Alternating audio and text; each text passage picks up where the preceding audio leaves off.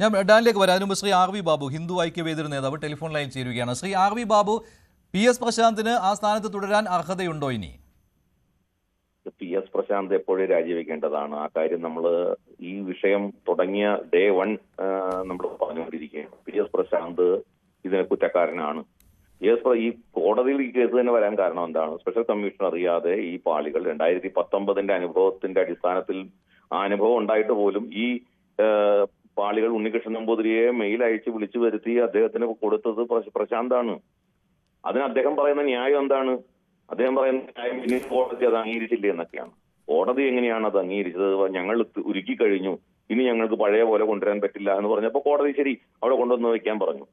ഇതല്ലാതെ യഥാർത്ഥത്തിൽ 2019 പത്മകുമാർ ഇരുന്ന സമയത്ത് ചെയ്ത അതേ തെറ്റ് തന്നെയാണ് ഈ സമയത്ത് പ്രശാന്ത് ചെയ്തിട്ടുള്ളത്. അതിലെന്താ അത്ഭുതം? അപ്പോ ഒരു വളരെ വ്യക്തമായിട്ട് നമുക്ക് മനസ്സിലാക്കി PS പ്രശാന്ത് അടക്കമുള്ള ദേവസ്വം ബോർഡ് അധികാരികളാണ് ഇതിൽ ഒന്നാം പ്രതികൾ. അതിൽ യാതൊരു സംശയമില്ല. പക്ഷെ എന്തുകൊണ്ടാണ് SIT അവരെ ചോദ്യം ചെയ്യാത്തത്, എന്തുകൊണ്ടാണ് അവരെ അറസ്റ്റ് ചെയ്യാത്തത് എന്ന് മനസ്സിലാവുന്നില്ല. കോടതി ഇന്നലത്തെ വിധിയിൽ അല്ലെങ്കിൽ ഇന്നലത്തെ പ്രൊസീഡിങ്സിൽ വളരെ കൃത്യമായിട്ട് SITയോട് അവരുൾപ്പെടെ പ്രതികളാണ് പറഞ്ഞിട്ടുണ്ട്. അവരെ ഉന്നതങ്ങളിലാണ് ഈ കേസ് നടക്കുന്നത്, അല്ലെങ്കിൽ കേസിന്റെ യഥാർത്ഥത്തിൽ അവരാണ് ഇതിന്റെ പ്രധാന പ്രതികൾ എന്ന ഒരു സന്ദേശം കോടതിയിൽ നിന്ന് പോയിട്ടുണ്ട്. പക്ഷെ ഇപ്പോഴും SITക്ക് ഈ പറയുന്ന ആളുകളെ പിടിക്കാൻ അല്ലെങ്കിൽ അവരെ അറസ്റ്റ് ചെയ്യാൻ, അവരെ ചോദ്യം ചെയ്യാൻ പോലും ഇതുവരെ കഴിഞ്ഞിട്ടില്ല. ഒരു ഉണ്ണികൃഷ്ണൻ പോറ്റിയിൽ ഒതുക്കി നിർത്തിക്കൊണ്ടാണ് ഈ കാര്യങ്ങൾ മുഴുവൻ SIT അന്വേഷിക്കുന്നത് എന്നുള്ള ഒരു സന്ദേഹം പൊതുവെ ഭക്തജനങ്ങൾക്ക് ഉണ്ടായിട്ടുണ്ട്. ഞാൻ ഒന്ന് ഇടപെടുകയാണ്. ഇപ്പോൾ CPM നേതാവ് ശ്രീ K അനിൽകുമാർ കൂടി ടെലിഫോൺ ലൈൻ ചേരുകയാണ്. ശ്രീ K അനിൽകുമാർ, ഹൈക്കോടതിക്ക് വരെ ബോധ്യമായി ഉദ്യോഗസ്ഥർ മാത്രമല്ല ഈ സ്വർണ്ണ മോഷണത്തിന് ഉത്തരവാദികളെന്ന്, തിരുവിതാംകൂർ ദേവസ്വം ബോർഡ് ഭരണസമിതിയും ഉണ്ട് എന്ന്. എന്നിട്ടും എങ്ങനെയാണ് PS പ്രശാന്തിനെ വീണ്ടും സംരക്ഷിച്ചുകൊണ്ട് അതേ പദവിയിൽ തന്നെ ഇരുത്തുന്നത്? അദ്ദേഹത്തോട് രാജിവെച്ച് ഇറങ്ങിപ്പോകാൻ പറയണ്ടേ? അല്ല, ഈ ഹൈക്കോടതി എന്ന് പറയുന്നത് അന്വേഷണത്തെ ശരിവച്ചിരിക്കുകയാണ്. അന്വേഷണം ശരിവെച്ച ഹൈക്കോടതിയുടെ നിലപാടിനനുസരിച്ച് PS പ്രശാന്തിന് എന്തെങ്കിലും തെറ്റുള്ളതായിട്ട് ഇതുവരെ അന്വേഷണത്തെ കണ്ടെത്തിയിട്ടില്ല. കണ്ടെത്തരത്തുള്ള കാലം പിന്നെ ഇത് രണ്ടെങ്ങനെ ഒരു 2 കൊല്ലത്തെ കാലി കൂട്ടുന്നത്? ഹൈക്കോടതി പറഞ്ഞു അന്വേഷണം തൃപ്തികരമാണ്. ഓക്കെ, അപ്പൊ അന്വേഷണം തൃപ്തികരമാണെന്ന് പറയുമ്പോൾ അതിൽ PS പ്രശാന്തിന് പങ്കുള്ളതായിട്ടാണോ കണ്ടത്? അല്ല. അപ്പൊ എങ്ങനെയാണ് ഈ ഹൈക്കോടതി പറയുന്നത് ശരിയാവുന്നത്? ഹൈക്കോടതി ആരുടെയും വാദം കേട്ടോ? ഞാൻ മനസ്സിലാക്കുന്നത് ഇന്നലെ 1 മണിക്കൂർ നേരം അടച്ചിട്ട മുറിയിൽ ആരെയും കയറ്റാതെ പോലീസുകാരോട്ട് കോടതി സംസാരിച്ചു. വക്കീലന്മാർ വാദിച്ചോ? ഇല്ല. കൊടുത്ത കടലാസിൽ അവരൊരു കടലാസിൽ ഉത്തരവിട്ടിട്ടുണ്ട്. ആ ഉത്തരവിന്റെ അടിസ്ഥാനം എന്താ? അത് അന്വേഷണ ഉദ്യോഗസ്ഥന്മാർക്കുള്ള നിർദ്ദേശമാണ്. നിർദ്ദേശം അവർ കേൾക്കട്ടെ. നമുക്കൊരു ഉത്തരവ് ബൈൻഡിങ് ആകുന്ന എപ്പോഴാണ്? നമ്മളെ കൂടെ കേട്ടിട്ട് തീരുമാനം എടുക്കുമ്പോഴാണ്. ദേവസ്വം ബോർഡിനെ കേട്ടോ? കേട്ടിട്ടില്ല. ഇന്നലെ കോടതി ഉണ്ടായ നടപടി എന്ന് പറയുന്നത് ഇൻ ക്യാമറയാണ്. അതിൽ വക്കീലന്മാരെ പോലും ഇറക്കി വിട്ടു. അങ്ങനെയൊക്കെ കോടതി ചെയ്യാൻ പാടുണ്ടെന്ന് എനിക്ക് അറിയത്തില്ല. വക്കീലന്മാർക്ക് പ്രവേശനമില്ലാത്ത എന്ത് കോടതിയാ? ഏതെങ്കിലും റിപ്പോർട്ട് ഉണ്ടായി നേരിട്ട് വാങ്ങിച്ചാൽ പോരെ? കോടതി പോയി ഇന്ന് എല്ലാവരും പുറത്തിറക്കിയിട്ടാണോ കോടതി നടത്തുന്നത്? അപ്പൊ നമ്മൾ നടക്കുന്ന കാര്യത്തിനകത്ത് ഏതെങ്കിലും തരത്തിൽ ഒരു തരത്തിലും ഇടപെടേണ്ടതില്ല എന്നുള്ളതാണ് നമ്മൾ കാണേണ്ടത്, മാധ്യമങ്ങൾ ചെയ്യേണ്ടത്. അത് കോടതി എന്താണോ ചെയ്തത് ആ ഉത്തരവിലുണ്ട്. ഉത്തരവ് എന്താണോ അത് നടപ്പാക്കട്ടെ. അല്ല, ഉത്തരവ് നടപ്പാക്കട്ടെ എന്ന് പറയുമ്പോൾ ഉത്തരവിൽ തിരുവിതാംകൂർ ദേവസ്വം ബോർഡ് പ്രസിഡന്റിന്റെ പങ്കാളിത്തം പോലും പറയുമ്പോൾ നിങ്ങളത് കണ്ണടച്ചിട്ട് അങ്ങനെയൊന്നും ഇല്ല, അങ്ങനെയൊന്നും കോടതി പറഞ്ഞിട്ടില്ല എന്നൊക്കെ പറഞ്ഞ് ഒഴിയുമ്പോൾ ഇത് ആരെ വിഡ്ഢിയാക്കുവാനാണ് ശ്രീ K അനിൽകുമാർ? ഇത് പ്രത്യേക അന്വേഷണ സംഘത്തിന്റെ റിപ്പോർട്ട് കൂടി അതിലെ രഹസ്യാത്മകത ചോർന്നു പോകാതിരിക്കാൻ മുൻകരുതൽ എടുത്തുകൊണ്ട് അതിൽ പറയാവുന്ന കാര്യങ്ങൾ മാത്രം ഉൾപ്പെടുത്തിയാണ് ഹൈക്കോടതി ഇന്നൊരു ചെറിയ ഇടക്കാല ഉത്തരവ് നൽകിയത്. അതിന് ഉത്തരവല്ലെന്നും കൂടി താങ്കൾ പറയുമോ എന്ന് എനിക്കറിയില്ല. അതിൽ വ്യക്തമായിട്ട് പറയുന്നുണ്ട് ഈ 2019 കാര്യം മാത്രമല്ല, അത് അങ്ങനെയാണ്. 2019 നടന്ന വലിയ ക്രമക്കേടാണ്. നിങ്ങളത് ഉദ്യോഗസ്ഥരുടെ തലയിൽ മാത്രമായിട്ട് കെട്ടിവെക്കുകയാണ്. ഉദ്യോഗസ്ഥരും ഭരണസമിതിയുമാണ് ആ തീരുമാനം എടുത്തിരിക്കുന്നത് എന്ന കാര്യത്തിൽ യാതൊരു സംശയമില്ല. 2025 ഇതേ കാര്യം ആവർത്തിക്കുമ്പോൾ ഹൈക്കോടതി പറയുന്നത് എന്താണ്? 2019 മറച്ചു വെക്കുന്നതിന് വേണ്ടിയാണ് ഈ മോഷണവും ആസൂത്രണം ചെയ്തിരിക്കുന്നതെന്ന്. മോഷണം എന്ന് തന്നെയാണ് പറയുന്നത്. അങ്ങനെ പറഞ്ഞുകൊണ്ടാണ് ഹൈക്കോടതി ഈ 2025 തിരുവിതാംകൂർ ദേവസ്വം ബോർഡ് പ്രസിഡന്റിന്റെ നിർദ്ദേശം അനുസരിച്ച് ഉണ്ണികൃഷ്ണൻ പോറ്റിക്ക് ദ്വാരപാലക ശില്പങ്ങളുടെ പാളികൾ ഹാൻഡ് ഓവർ ചെയ്തു എന്ന് പറയുന്നത്. അത് ക്രമക്കേടല്ലാതെ പിന്നെ എന്താണ് ശ്രീ അനിൽകുമാർ?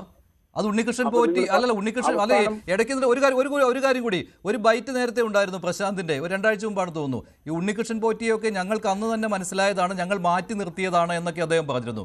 മാറ്റി നിർത്തിയ ഒരാൾക്ക് ഇങ്ങനെ അദ്ദേഹത്തിന്റെ നിർദ്ദേശപ്രകാരം എടുത്തു കൊടുക്കുമോ ഇത്? അതെ. അപ്പൊ നിങ്ങളിപ്പോ എത്രത്തോളം വിഡ്ഢിയായിട്ടാണ് ഈ ചർച്ചയിൽ എന്നോട് ചോദ്യം ചോദിക്കുന്നത് എനിക്ക് മനസ്സിലായി. വിഡ്ഢിയാക്കുകയല്ല, നിങ്ങൾ സ്വയം വിഡ്ഢിയാകുകയാണ് എന്ന് ഞാൻ മനസ്സിലാക്കുന്നത്. ഉണ്ണികൃഷ്ണൻ പോറ്റിക്ക് ഇത്തവണ ഈ 2025 ശില്പങ്ങൾ കൊടുത്തു വിട്ടോ? കൊടുത്തു. അല്ല പിന്നെ ആർക്കാണ് കൊടുത്തത്? അല്ലാതെ ആർക്കാണ് കൊടുത്തത്? നിങ്ങളെന്താ മനസ്സിലാക്കിയത്? ഉണ്ണികൃഷ്ണൻ പോറ്റിയുടെ ചെന്നൈയിലേക്ക് എത്തിച്ചു കൊടുത്തു. ഉണ്ണികൃഷ്ണൻ പോറ്റിയുടെ ചെന്നൈ എത്തിച്ചു കൊടുത്തോ? എത്തിച്ചു കൊടുത്തു. കൊടുത്തോ? എന്ത് മാധ്യമ പ്രവർത്തനം നിങ്ങൾ? അല്ല പിന്നെ എങ്ങനെയാണ് താങ്കൾ പറയൂ എങ്ങനെയാണെന്ന് പറയുന്നത്? പിന്നെ ആരായിരുന്നു സ്പോൺസർ ആരായിരുന്നു? ഓ അത് ശരി. ഇപ്പൊ അതാണ് സ്പോൺസർ ആരാന്ന് നിങ്ങൾക്ക് അറിയാം. അപ്പൊ ഒരു കാര്യം മനസ്സിലാക്കുക. ഞാൻ ഇനി അങ്ങോട്ട് പറയാം. എന്താണ് ഇത്തവണ നടന്നത് നിങ്ങൾക്ക് മനസ്സിലായിട്ടുണ്ടോ? സ്വയം വിഡ്ഢിയാകാതിരിക്കണം. ഇത്തവണ നടന്നതെന്താണെന്ന് ആദ്യം മനസ്സിലാക്കണം. അത് കോടതിയും മനസ്സിലാക്കുന്ന എന്റെ ധാരണ. എന്താ ഇത്തവണ നടന്നത്? കോടതിയും വിഡ്ഢിയാണോ എന്ന് ഞാൻ പറഞ്ഞില്ലല്ലോ. ഞാൻ പറഞ്ഞു നിങ്ങളുടെ കാര്യം നിങ്ങളെ കുറിച്ച് പറയുമ്പോൾ കോടതി എന്റെ കൂട്ടേണ്ടതിനാ.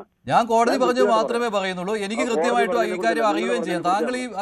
താങ്കൾ ഈ വളച്ചു കെട്ടി പറയാതെ പിന്നെ ആരുടെ കയ്യിലാണ് ഇത് എത്തിയത്? അല്ല ആരുടെ കയ്യിലാണ് എത്തിയത് പറയൂ. എന്തുകൊണ്ട് വിട്ടുതരാം?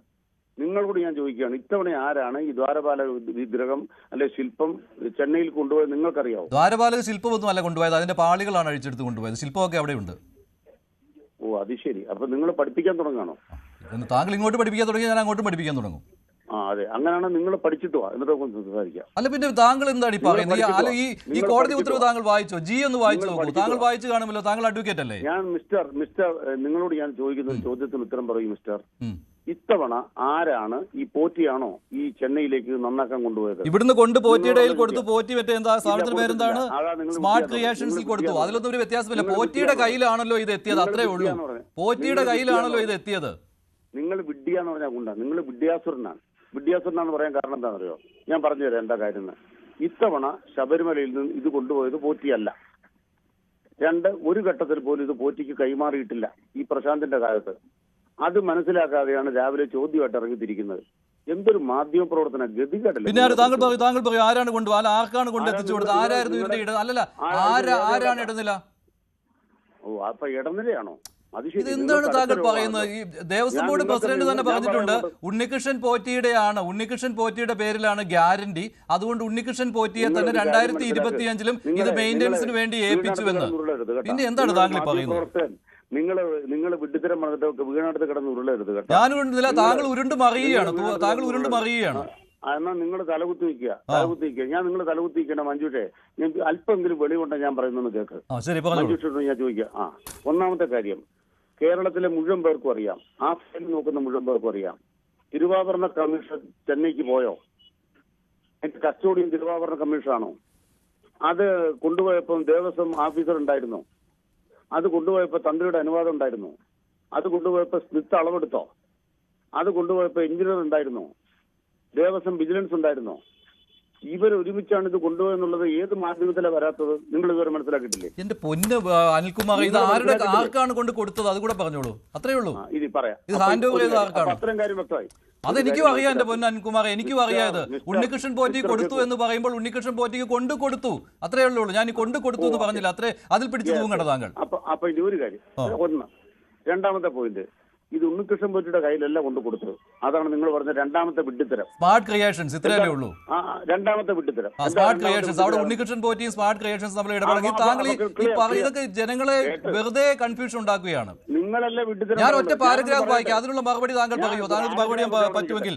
ഇന്നലത്തെ ഹൈക്കോടതിയുടെ ഇടക്കാല ഉത്തരവിൽ പറയുന്ന ആ കാര്യം നോക്കിയിട്ട് അത് ഉണ്ണികൃഷ്ണൻ പോറ്റി വഴി അല്ല കൊടുത്തുവിട്ടത് എന്നുള്ള കാര്യം താങ്കൾക്ക് നിഷേധിക്കാൻ പറ്റുമോ ഇല്ലയോ? ദ റെക്കോർഡ് റിവീൽസ് ദാറ്റ് അല്ലല്ല, ദേവസ്വം കമ്മീഷണർ പോലും 30/7/2025 പറഞ്ഞതാണ് സ്മാർട്ട് ക്രിയേഷൻസ് ചെന്നൈക്ക് സാങ്കേതികമായിട്ട് വൈദഗ്ധ്യമില്ല, അവർക്ക് കൊടുക്കരുത് എന്ന്. 7 ദിവസത്തിനുള്ളിൽ അദ്ദേഹം ആ ഉത്തരവ് തിരുത്തി. ഇല്ല, ഞാൻ തോറ്റിട്ടില്ല. ഏത് സംവാദത്തിനും, ഇക്കാര്യത്തെ കുറിച്ചുള്ള ഏത് സംവാദത്തിനും ഞാൻ തയ്യാറാണ്.